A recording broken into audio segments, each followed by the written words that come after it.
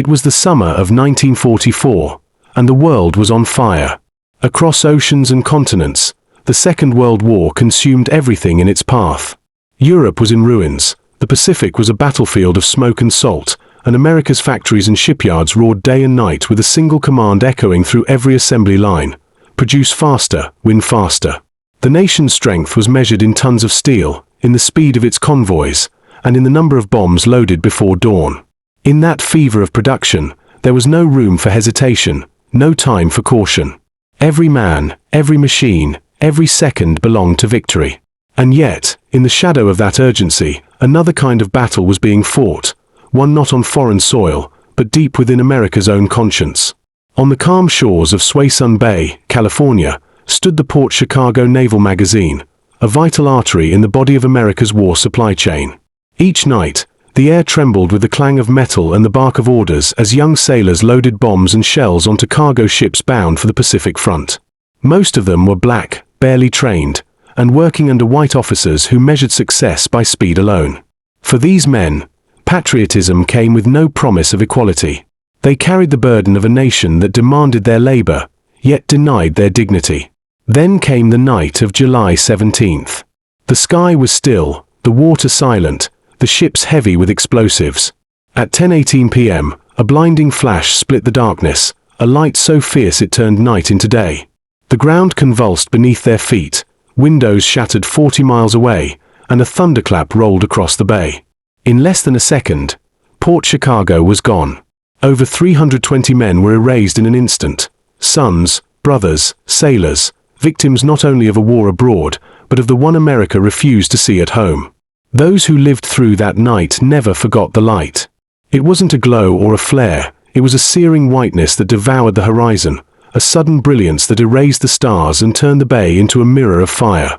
For an instant, time stopped. Then came the silence, thick and unreal, the kind of quiet that precedes revelation. And after the silence came the wind, a violent, invisible force that tore shingles from rooftops, splintered windows, and sent debris slicing through the night like shrapnel. In the nearby town of Concord, people fell to their knees, believing the end of the world had arrived. Windows imploded as far away as Vallejo. In San Francisco, chandeliers swayed and doors burst open. The shockwave traveled faster than comprehension. In the hospital wards across the bay, nurses ran toward quaking walls, convinced an earthquake was splitting California in two. A night watchman thought a meteor had struck the water. On naval vessels anchored miles from shore, sailors were thrown from their bunks, ears ringing, lungs crushed by the sudden vacuum that followed the blast.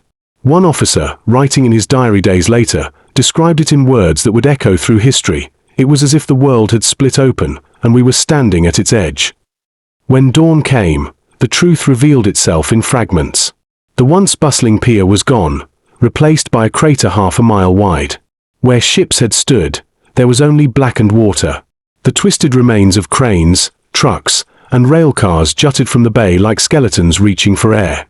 Smoke hung low, carrying the bitter scent of oil, salt, and something human. Rescue teams moved in silence, overwhelmed by what they saw. At first, many believed Japan had struck the mainland, a secret attack, another Pearl Harbor. It seemed unthinkable that such destruction could come from within. But there were no enemy planes, no submarine periscopes cutting through the water.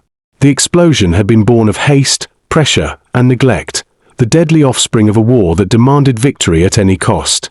The world's most powerful nation had turned its own harbor into a battlefield, and its soldiers, those who had carried the bombs, had become the casualties of a system too blind to see them. To understand the night that split the bay in half, one must return to the rhythm of wartime America in 1944, when victory was a race measured not in miles but in speed. The Pacific Front consumed ammunition faster than factories could produce it, and the Navy supply chain was under relentless strain. Every officer, every worker, every shipyard across the country operated under a single command: move faster. The slogan echoed through ports, barracks, and assembly lines. Delay was treason, caution was cowardice, and human exhaustion was simply the price of winning. In California, Port Chicago became one of the most important hubs in that chain, a small naval station charged with loading vast quantities of bombs and artillery shells onto cargo ships destined for the Pacific Islands. Its docks, though small, pulsed with the urgency of the entire war effort. By spring of that year, Port Chicago had transformed from a quiet outpost into a crucible of constant noise and motion. Trains thundered in daily from inland ammunition depots, bringing thousands of tons of explosives. Forklifts screeched, cranes groaned, and the metallic smell of oil and powder hung permanently in the air. The crews who worked those docks were mostly young African-American sailors, men drafted into service yet kept far from the front lines. The Navy's segregation policy dictated that they could not serve as gunners or officers, so they were assigned to the dirtiest, most dangerous labor, loading bombs by hand. Many were teenagers fresh from southern towns, eager to prove their patriotism in a war that promised freedom abroad even as discrimination shadowed them at home. They received no proper instruction. Safety manuals existed, but none were distributed. Not a single sailor among them had formal training in munitions handling. Their white officers, few of whom had ever handled explosives themselves, taught by shouting orders and demanding results. Mistakes were met not with correction, but with humiliation. The entire system was built on competition. Divisions were pitted against one another to see which crew could load the most tonnage before midnight. A chalkboard near the docks tracked their numbers like a scoreboard. The faster they worked, the more praise the officers received from higher command. For the sailors, speed was survival. Falling behind meant extra duty or punishment. The conditions were a blueprint for disaster. Crates often arrived broken, their contents leaking powder or grease. Fuses and detonators were stored alongside live shells. Chains and hooks scraped against metal casings, throwing sparks in the night. Men lifted bombs heavier than their own bodies without gloves or helmets. Their only protection was rhythm, songs and shouts that kept them moving in unison, unaware that every clang of steel might be the last sound they heard. Despite growing unease, no one dared to protest. The military culture of the time left no space for complaint, especially for black servicemen. To question orders was to risk court-martial. Each week, the shipments grew larger. The Navy's commanders demanded quicker turnaround to meet the voracious demands of the island campaigns. By June, the piers were overflowing. Ammunition lay stacked in open air, piled dangerously close to the railroad tracks. New ships queued for loading, their hulls already trembling under the weight of explosives. Workers slept in shifts, some never leaving the base for days at a time. The constant clang of cranes echoed like artillery across the bay, a sound that never stopped even after midnight. The racial divide made everything worse. While white officers lived comfortably in nearby quarters, the enlisted men slept in overcrowded barracks that reeked of sweat and fuel. Pay was unequal, promotions rare. When accidents occurred, and there were many, they were blamed on Negro carelessness, never on the system that denied them training. The hypocrisy was bitter. These men were serving a country that preached liberty while treating them as tools. Yet they continued, believing that victory might someday bring equality. By early July, the pressure had reached its breaking point. The Pacific Fleet was preparing for major offensives, and Port Chicago was ordered to load faster than ever before. Trains arrived day and night with freight cars full of depth charges, incendiary bombs, and shells. Storage depots were overflowing, forcing the men to stack crates directly on the pier. Supervisors, desperate to meet quotas, ignored every warning. When sailors reported that chains were sparking against bomb casings, they were told to work faster and talk less. Even officers began to sense danger, though few admitted it aloud. In the middle of this frenzy stood two cargo ships, the E.A. Bryan and the Quinault Victory. The Bryan was nearly full, its holds packed with over 4,000 tons of high explosives. The Quinault had just begun loading. Side by side, they loomed over the wooden pier like floating powder kegs. Every hour brought more cargo, depth bombs, 500-pound general-purpose bombs, and canisters of ammunition stacked with mathematical precision. The dock creaked beneath the weight, yet the work went on. The men had learned to silence their fear beneath jokes and songs. "If this place ever blows," one sailor laughed, "we'll all end up in Japan before our shift ends." The comment was meant as humor, but it carried an unease everyone felt. Even local residents had begun to whisper. They could see the glare of the base lights from miles away and hear the clatter of metal echoing across the bay long past midnight. Some joked that Port Chicago worked faster than the devil himself. Others said the noise sounded like war moving closer. No one realized how close it truly was. As mid-July approached, the war's demands intensified. The Navy issued new orders increasing loading quotas by nearly 20%. Supervisors warned that delays would jeopardize the Pacific campaign. Under that command, discipline hardened into desperation. Men rushed to finish tasks before inspection, dragging bombs across steel decks, ignoring fatigue. Heat shimmered on the water, and the smell of fuel thickened in the air. Somewhere between exhaustion and duty, a line was crossed, a line invisible but deadly. By July 16th, more than 5,000 tons of live explosives crowded the base. Entire railcars sat waiting to be emptied. The Bryan's decks groaned under the load. On the evening of July 17th, work resumed as usual. The air was humid, the bay quiet except for the metallic rhythm of labor. At 10 p.m., sailors were still on deck, sweating beneath floodlights, hoisting another batch of munitions into the ship's hold. The officers in charge inspected from a distance, impatient, unaware that the smallest spark, the tiniest jolt, could ignite a chain reaction. The atmosphere was saturated with unseen tension, the kind that builds silently until the world catches fire. Everything that followed was written in the language of inevitability. The warning signs had been there for months. Untrained crews, reckless supervision, explosive overcrowding, and a war machine that valued results over lives. Port Chicago had become a monument to speed, a place where duty eclipsed common sense. As night deepened over the bay, the workers moved faster, their shadows flickering in the harsh lights. Somewhere between one load and the next, fate was sealed. When historians later reconstructed the timeline, they would call it an accident. But those who had worked there understood better. The explosion that came that night was not born of chance. It was the logical conclusion of a system built on pressure, inequality, and indifference. Port Chicago was not merely destroyed by fire, it was consumed by everything that had been ignored. And long before the flash lit the sky, the disaster had already begun. Behind the statistics were men with beating hearts, calloused hands, and dreams that stretched far beyond the bay. They came from Georgia, Texas, Louisiana, and Mississippi. Sons of farmers, mechanics, and church singers who traded clothes for uniforms and faith for duty. Freddie Meeks, only 19, wrote home each week on lined paper smudged with grease, "Don't worry, Mama. It's hard work, but I'm helping win the war." He believed the Navy would open doors that life in the Jim Crow South had kept closed. Joe Small, older and wiser, had seen enough to know better. He warned his crew in a quiet voice, "One spark, and this whole place will go." Yet he kept working, because in wartime America, stopping meant failing, and failure was never an option for men already doubted by their own country. They lived crowded in wooden barracks that smelled of sweat, soap, and salt air. Nights were short, filled with card games, harmonica tunes, and letters read aloud from home. They joked to forget their fear, singing work chants that echoed across the docks. Their laughter, rough and genuine, was their shield against exhaustion. For many, the Navy was their first steady paycheck, their first train ride beyond the South, their first glimpse of a world larger than segregation.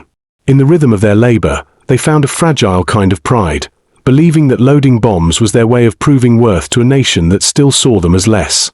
Some dreamed of returning home in crisp uniforms, heads high, medals on their chests. Others simply hoped to survive the next shift. They had no illusions about heroism. None would ever be celebrated in parades or honored with flags. Yet without them, the Pacific War would have stalled. Every shell they lifted, every crate they stacked, carried the promise of victory thousands of miles away. But the truth was cruel. Their service brought no equality, only exposure to danger. They were essential but invisible, brave but unrecognized. When they looked out at the ships shimmering under the floodlights, they didn't see glory, they saw a reflection of themselves, indispensable, unseen, and always one mistake away from being erased. By the second week of July 1944, the war machine was in overdrive. The Pacific campaign had turned into a hungry beast devouring supplies faster than the Navy could deliver them. Every new offensive across the islands required thousands of bombs, and every ship that left the California coast carried the promise of victory, or the shame of delay. At Port Chicago, that urgency was a living thing, felt in the pounding of boots on wood, the shriek of cranes, and the constant growl of engines. Officers barked orders from catwalks, stopwatches in hand, as though the outcome of the entire war depended on how fast these young men could move. They were told that every second mattered, that hesitation killed soldiers overseas. But no one mentioned that haste could kill the ones standing on the pier. The base no longer slept. Lights burned through the night, reflecting off the bay like restless stars. The men worked in 12-hour shifts that often stretched longer, sweat soaking their uniforms as the summer heat rose off the water. They hoisted bombs heavier than their own weight, guided by chains that screeched against the metal shells. Sparks sometimes jumped when the links dragged, tiny flashes that vanished as quickly as they appeared. The sailors flinched but kept moving. Complaints were dismissed as weakness, and warnings were met with threats of punishment. They were fighting two wars, one against exhaustion, and another against the prejudice that expected them to fail. Each day, the loads increased. More trains arrived with crates marked high explosive, each one demanding space that didn't exist. Ammunition was stacked wherever it could fit, too close to engines, too near the tracks, sometimes even under direct sunlight. The supervisors, desperate to meet quotas, turned recklessness into routine. When shells rolled loose from their casings, they were kicked back into place. When detonators rattled, the men laughed nervously and kept working. Safety was a luxury they couldn't afford in a system that measured patriotism by productivity. Inside the barracks, fatigue blurred into silence. Meals were eaten half awake. No one dared question orders, though whispers traveled through the bunks at night. "Something's wrong," a man would mutter, and another would reply, "Just keep your head down." The laughter that once carried across the dock was fading. Even the music had quieted, drowned beneath the mechanical rhythm of chains and engines. A few wrote letters home describing headaches, dizziness, or the strange metallic taste that lingered after long shifts. None mentioned fear directly, but between the lines, it was there, a growing awareness that they were standing on borrowed time. The officers, too, felt the strain, though they bore it differently. They competed for recognition, for promotions tied to tonnage moved per week.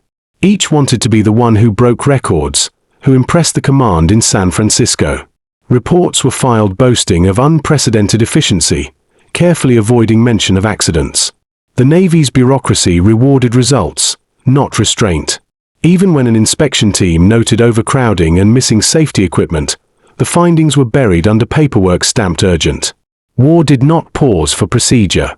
By mid-July, the atmosphere at Port Chicago was electric with unease. The men loaded the E.A. Bryan and the Quinault Victory side by side, their hulls packed with volatile cargo. The Bryan was nearly full, thousands of tons of bombs sealed below deck. The Quinault was catching up, cranes swinging over its rails with mechanical precision. Between the two ships, only a narrow pier separated tons of explosives from one another. The air smelled of fuel and salt, the mixture sharp enough to sting the nose. When the wind shifted, it carried a faint hiss from the ship's vents, like the breath of something alive. Rumors of danger reached the nearby towns. Locals could see the glow of floodlights across the bay and hear the distant metallic hammering long after midnight. Some joked that Port Chicago was trying to outshine the moon. Others wondered how so much ammunition could sit in one place without disaster. The men at the base laughed it off during the day, but the jokes carried an edge. They had learned to mask fear with humor, the only weapon available to them. Deep down, though, everyone knew the balance was unsustainable. One wrong move, a dropped shell, a spark, a careless toss, could undo everything in a single breath. The pressure of the World War was a shadow pressing down on that small patch of California coastline. Every message from headquarters, every radio report from the Pacific added to the weight. Commanders demanded more output, newspapers praised the Navy's speed, politicians promised victory within reach. But beneath those headlines was a truth no one wanted to speak aloud. Speed had become more sacred than safety. The men who lifted the bombs were never part of those speeches. Their lives existed in the margins of the war effort, vital yet invisible. By July 16th, the tension was palpable. Supervisors shouted louder. Mistakes multiplied. Equipment groaned under strain. The Bryan's decks creaked ominously as another trainload of explosives arrived. Still, the orders remained the same. Keep loading. The war can't wait. In that phrase lay the essence of Port Chicago's doom. The conflict overseas had shaped every heartbeat on those docks, transforming human caution into collateral damage. The enemy wasn't Germany or Japan, it was the blind drive of an empire at war with time itself, a machine too powerful, too relentless, to notice that it was crushing the very men who kept it alive. The night of July 17, 1944, unfolded like any other at Port Chicago, though a faint tension hung heavier than usual in the air. The humid evening clung to the sailors' uniforms as floodlights glared down on the pier, painting every face in hard white. Two cargo ships, the E.A. Bryan and the Quinault Victory, sat moored side by side, both enormous silhouettes against the black water. Between them, the wooden dock groaned under the weight of bombs, torpedoes, and artillery shells waiting to be loaded. The men moved quickly, their boots clattering on planks slick with oil, voices echoing between the hulls. Cranes swung overhead, their chains screeching like rusted metal birds. It was routine, but an uneasy kind of routine, born of repetition and fatigue. Some sailors whispered that the ships were overloaded, but no one dared say it too loudly. Orders were orders, and the war did not slow for nerves. Inside the Bryan's hold, sailors guided cargo nets packed with high explosives into narrow compartments. Depth charges, fuses, and incendiary bombs were stacked with precision measured in seconds rather than care. The men had learned to work by feel more than instruction. They counted loads, shouted coordinates, and wiped sweat from their eyes as the crane cables groaned above them. From the pier, the Quinault Victory looked half-finished, her decks cluttered with crates and equipment. The sound of hammering and chains echoed out into the night. The scene looked organized to an outsider, but beneath the rhythm of labor was a silent drumbeat of danger. At approximately 10:10 p.m., a trainload of additional munitions arrived. The night crew hurried to unload it, anxious to maintain the schedule. Supervisors urged them forward, reminding everyone that the Pacific Front needed the shipment by morning. Sparks flew occasionally when chains struck metal, drawing brief flashes of light that disappeared into darkness. The men winced, then continued. The Bryan's decks were now nearly full, her wooden planks creaking under tons of ordnance. The Quinault was being loaded with fragmentation bombs, some still coated in grease from the factory. A few sailors paused to smoke near the warehouse, their laughter drifting over the sound of machinery. No one knew it would be the last human sound heard on that pier. Moments before disaster, someone on the dock reported hearing a hollow clang, like steel striking steel, followed by a smaller pop. It might have been a dropped shell, a broken chain link, or a minor detonation in one of the holds. No one reacted at first. Such noises were common in the chaos of loading. Then came a blinding flash, white and unnatural, slicing through the night. For one breathless second, the bay stood still. At 10:18 p.m., the world erupted. The first explosion came from the E.A. Bryan. In an instant, the ship disintegrated, her hull shredded into a storm of fire and steel. The force ignited the Quinault Victory beside her, doubling the blast. A fireball 2 miles high rose into the sky, illuminating the water like dawn. The pressure wave flattened everything in its path. Buildings, trucks, railcars, gone. The pier vanished entirely, leaving only a crater where men had been working seconds before. The heat was so intense it fused sand into glass and hurled fragments of ships across the bay. Witnesses in nearby towns saw the horizon burst open and thought an atomic bomb had been dropped. The shockwave rolled outward with terrifying speed. In towns 40 miles away, windows shattered and ceilings collapsed.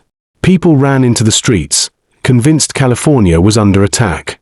In San Francisco, chandeliers swayed and walls cracked. The blast was felt as far as Nevada, where seismographs recorded what they believed was an earthquake. At the base itself, nothing remained. Over 320 men, sailors, officers, and civilians, were obliterated. Not a single one on the pier survived. Many were vaporized instantly, leaving only shadows burned into walls and pieces of twisted metal embedded in the mud. When dawn broke, the bay was unrecognizable. Smoke blanketed the water, drifting in heavy gray sheets that blotted out the sun. Rescue teams arrived to silence. The air reeked of fuel, salt, and scorched timber. Bits of uniforms clung to fences. Life jackets and tools floated aimlessly near the shore. Investigators found fragments of the Bryan's anchor lodged in the hillside a mile away. The The base that had symbolized efficiency and patriotism was now a field of ruin. In the days that followed, confusion reigned. Newspapers called it an industrial accident, but those who had seen the blast knew it was something far greater. The explosion at Port Chicago was not just a local tragedy, it was a national wound, a consequence of haste and neglect born from a world at war. Yet as headlines moved on to victories overseas, the story faded from public memory. Outside California, few learned the names of the men who had perished. For most Americans, the night the bay lit up like a second sun simply never happened. But for those who lived in its shadow, 10:18 p.m. would remain a wound that time refused to close. The days following the Port Chicago explosion were filled with smoke, silence, and disbelief. The once bustling naval station had become a wasteland of twisted steel and scorched earth. Families waited for news that would never come, clinging to hope even as the official lists of the dead grew longer. The Navy's initial statements were vague, promising an investigation but offering no comfort. Within weeks, the site was cleared, and construction crews were ordered to rebuild. The war had no patience for mourning. Ammunition had to keep moving, ships had to sail, and the Pacific Campaign demanded more men to replace the ones lost. To the surviving sailors, it felt as though the dead were being buried twice, first under the rubble, then beneath indifference. When the survivors were finally reassigned, their orders came as a shock. They were to resume loading explosives, this time at the nearby Mare Island Naval Base, under the same procedures that had destroyed Port Chicago. No new safety training, no protective gear, no acknowledgement that anything had gone wrong. It was as if the Navy had learned nothing. The men, many still traumatized by what they had seen, the screams, the flying debris, the eerie silence that followed, could barely bring themselves to step near the ammunition crates. Some woke in the night drenched in sweat, hearing echoes of the blast. Yet the officers above them saw only insubordination where there was fear. On August 9, 1944, a group of sailors refused to return to the loading pier. They stood together, 50 in total, all black, and told their commanding officers that they would not handle explosives until proper safety measures were in place. They spoke calmly, insisting they were willing to perform any other duty, just not the same one that had killed their friends. Their refusal sent shockwaves up the chain of command. Within hours, they were arrested, accused not of protest, but of mutiny, a charge that carried the threat of execution in wartime. To challenge orders was to challenge the system itself, and the Navy was determined to make an example of them. The trial that followed became one of the most infamous in U.S. military history. Held at the Mare Island Navy Yard, it drew reporters, activists, and legal observers from across the country. The men, known collectively as the Port Chicago 50, were tried before an all-white panel of officers. The proceedings lasted 6 weeks, conducted in an atmosphere thick with prejudice and pressure.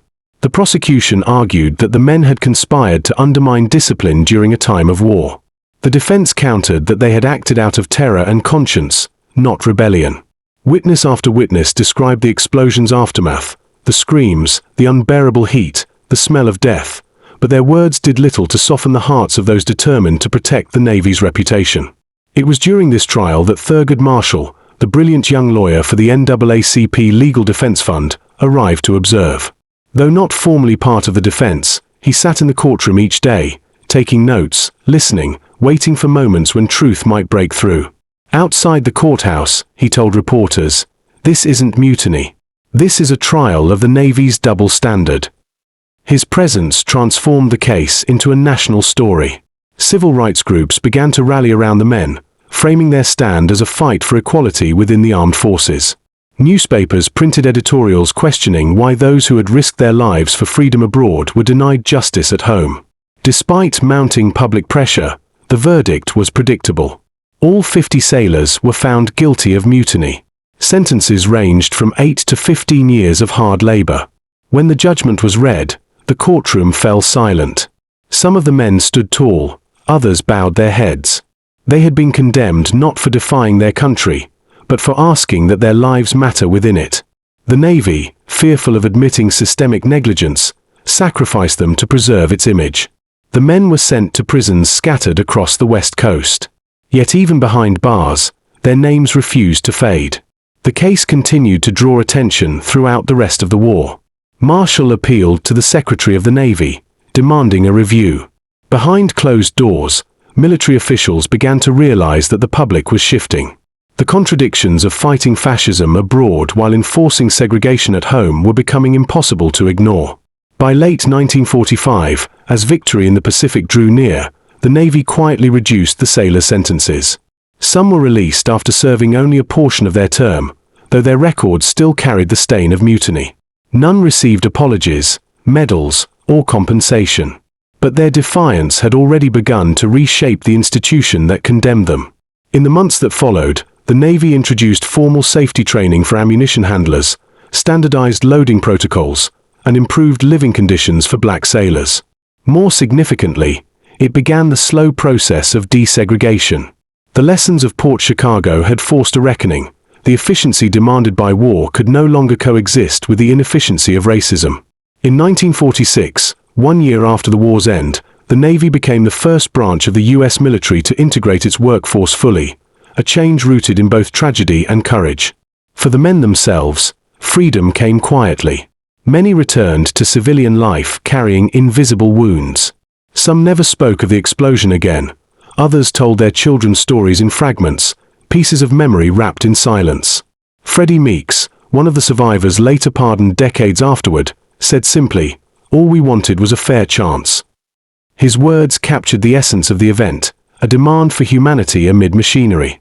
The Port Chicago disaster began as an accident born of haste, but its aftermath revealed something larger, a turning point in the struggle for justice within the American military.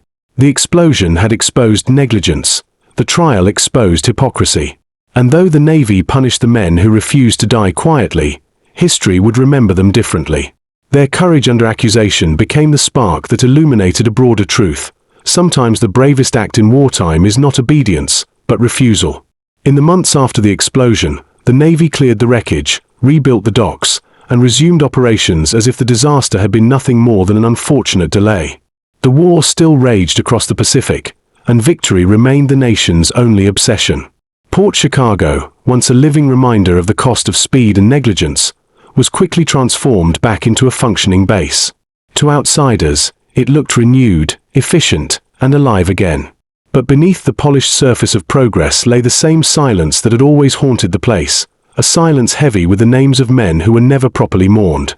As the Allied armies marched across Europe and the Pacific Islands fell one by one, America celebrated itself as the arsenal of democracy. Factories churned, flags waved, and the narrative of triumph took hold. Yet, hidden behind the roar of parades and the gleam of victory medals, there was an emptiness the country refused to face. Families of the dead received telegrams offering condolences but no clarity. The official line spoke of an accident, a word that erased both cause and accountability. Mothers and wives were told their loved ones had died in service, but the details were left vague, softened by military language that turned catastrophe into duty. No one mentioned the lack of training, the racial injustice, or the careless haste that had made Port Chicago a bomb waiting to ignite. For decades, the story remained buried. Textbooks skipped over it, museums omitted it, even veterans who knew whispered only in fragments. America preferred its heroes clean and uncomplicated, not men who had died in the service of a system that denied their humanity. To acknowledge Port Chicago would have meant admitting that the nation's great war for freedom had been shadowed by hypocrisy. It was easier to celebrate battles won abroad than reckon with truths smoldering at home. The Navy issued no public apology, no memorial, no recognition. History, for a long time, moved on without them. But time, relentless as the tide, has a way of uncovering what silence tries to bury. In the 1990s, survivors and activists began to demand that the record be corrected. Journalists reopened archives, historians pieced together forgotten testimonies, and the name Port Chicago slowly returned to the public ear. Among those who fought hardest for acknowledgement was Freddie Meeks, one of the sailors convicted in the mutiny trial. Decades after serving his sentence, Meeks lived long enough to see a nation begin to reconsider its past. In 1999, President Bill Clinton granted him a full pardon. Standing before cameras, the old sailor wept, not for himself, but for the hundreds whose stories had never been told. His gesture of forgiveness carried more integrity than the government's delayed atonement. Still, the acknowledgement came without reckoning.